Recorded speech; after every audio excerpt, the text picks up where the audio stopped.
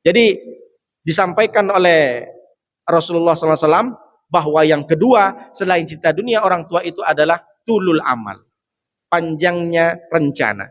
Rencana seperti apa? Rencana seperti tadi, tidak pernah merasa puas, pengen 1, 2, 3, 4 semuanya pengen begini. Makanya Pak, kita tak kaget ada orang tua yang sudah berumur sekitar 70-80. Kalau dari tenaga ini kan sudah habis Pak ya, tapi dia masih mau nikah Pak sama anak gadis 17 tahun. Nah, dicoba lah Pak dia. Akhirnya karena dia nikah dengan anak gadis 17 tahun, diminumlah semua obat tuh Pak. Obat apa itu? Obat lintah itu kan, biar kuat tahan lama katanya. Akhirnya diminum, meledak lah Pak.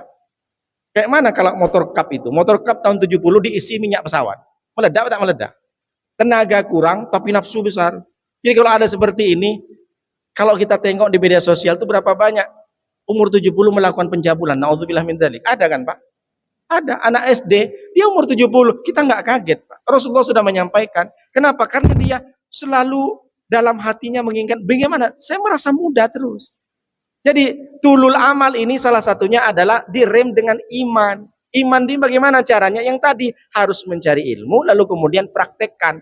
Praktekkan bagaimana direm dengan iman seperti ini. Makanya kita mesti harus tegak lurus, tidak boleh condong sana, condong sini. Makanya harta itu bahasa Arabnya adalah mal. Mal itu artinya condong. Kalau kita datang Pak ke satu tempat, di sini ada masjid, di sini ada mall. Jadi kalau bahasa Indonesianya itu mall, kalau bahasa Arabnya mal. Mal itu condong Pak begini.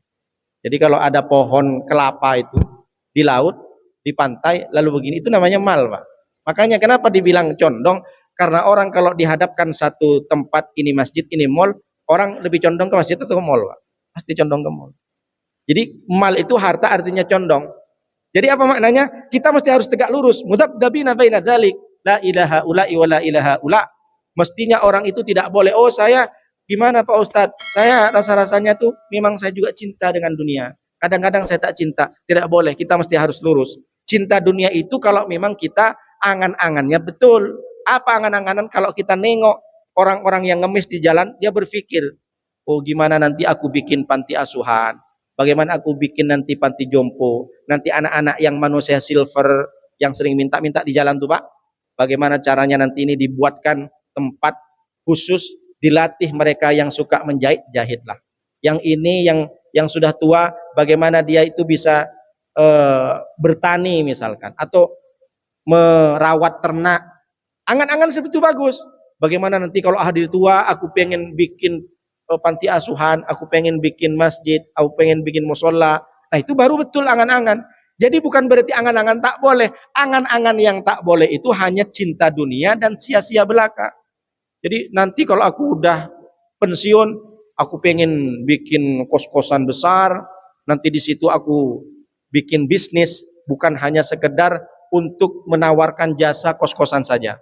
Tapi aku bikin nanti bagaimana ada jual pulsa, pokoknya macam-macam, selalu berangan-angan. Jadi yang tak boleh angan-angan itu seperti itu, lebih ke arah dunia. Yang boleh angan-angan itu bagaimana nanti aku bisa menyantuni anak yatim, bagaimana nanti kalau hari tua aku pengen selalu beribadah, aku pengen bantu orang-orang dengan kekayaannya. Hari ini orang yang banyak kaya, maka bantulah agama Allah. In tansurullah yansurukum, bantu dengan kekayaanmu kalau engkau kaya. Kalau hari ini kau punya jabatan, bantulah agama Allah dengan jabatanmu. Jadi bukan berarti tak bisa. Maka dunia ini sudah bisa dipastikan termasuk salah satu